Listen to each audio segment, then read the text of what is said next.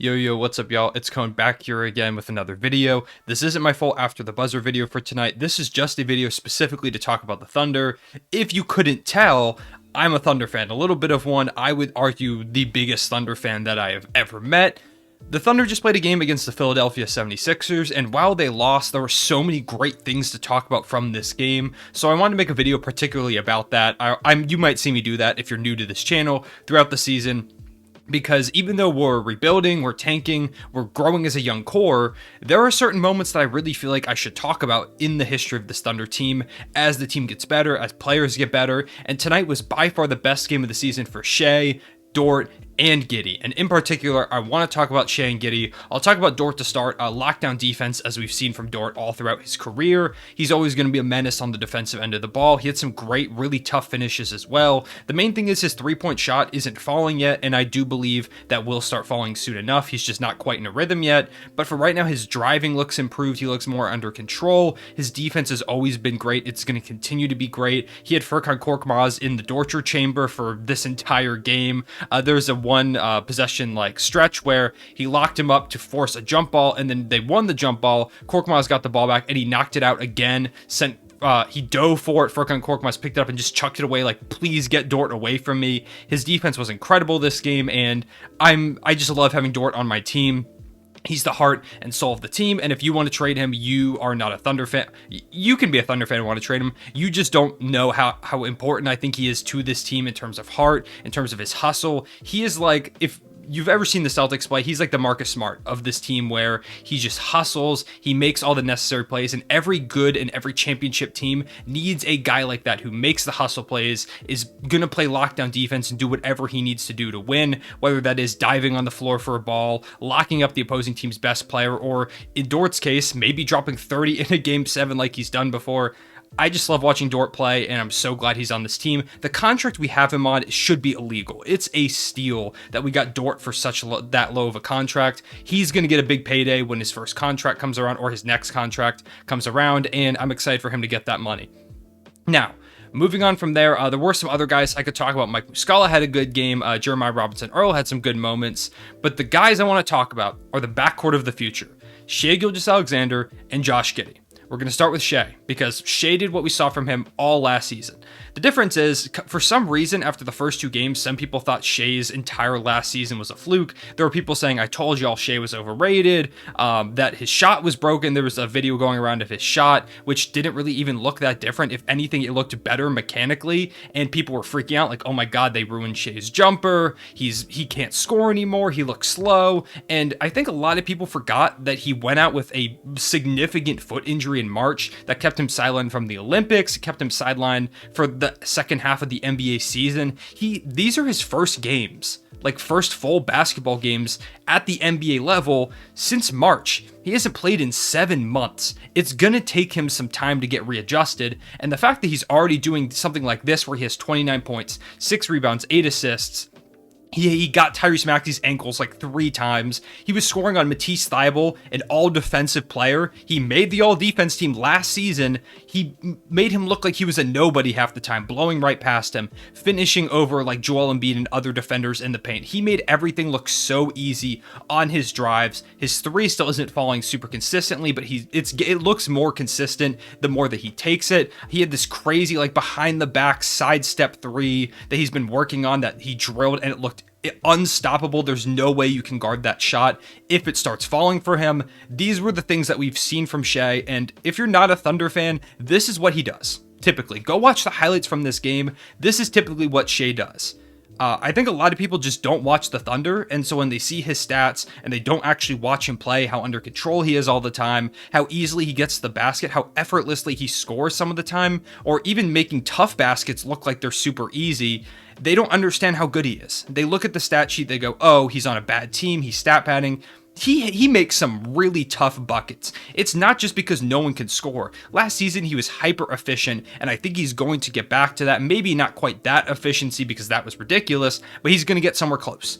He's making more of his free throws. He's getting back to getting to his spot, and he makes fadeaway jumpers look easy. His mid-range jumper, the form, like we were talking about earlier, it looks so much better. It looks a lot cleaner. He was shooting with kind of a hitch last season, and even then he shot super efficiently. It looks better. If you watch the video where you think Shai's jumper looks worse, it doesn't. I promise you, watch him play.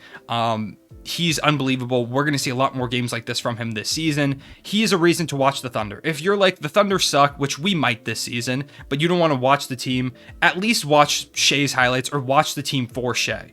If you're going to go up against, if they go up against your team, make sure to watch that game because I promise Shai's going to be a bucket. I'm super excited for him. I think he's going to be an all-star this year, and it's just nice to see him come out and play like this the way that me and like every other Thunder fan knows that he can, because other people just don't get it. Now, moving on from Shai, Josh Giddey.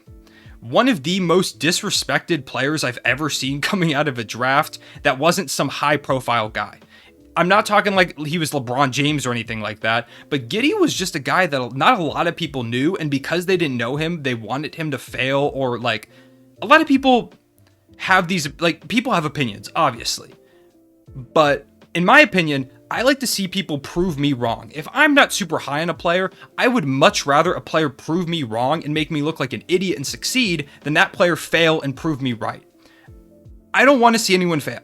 I've never understood wanting to see players fail. I just don't get it. I want to see every young player go on and become a star, because it's so much more fun when the league has good players. Why would I want to see players fail?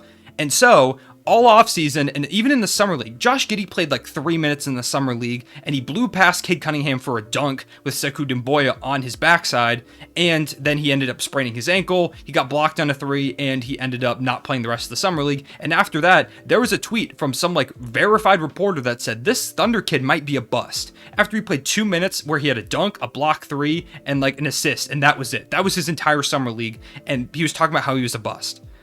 And now that Giddey's playing well, so many people are hopping on board with the bandwagon, and it's nice to see. I want Giddey to prove people wrong more than almost any player in the league. 19 points, 8 rebounds, 7 assists, I believe it was 8 for 12 shooting, 8 for 13, something like that. He was amazing today. He looked so poised. He just turned 19 years old. Like, and this is his third NBA game, and he had 19, 8, and 7, going up against the Philadelphia 76ers, who are they're a contending team. They are really good, especially defensively. They've got a lot of great defenders on that roster, and Giddey did everything from floaters to making tough drives to the basket, switching left hand, right hand.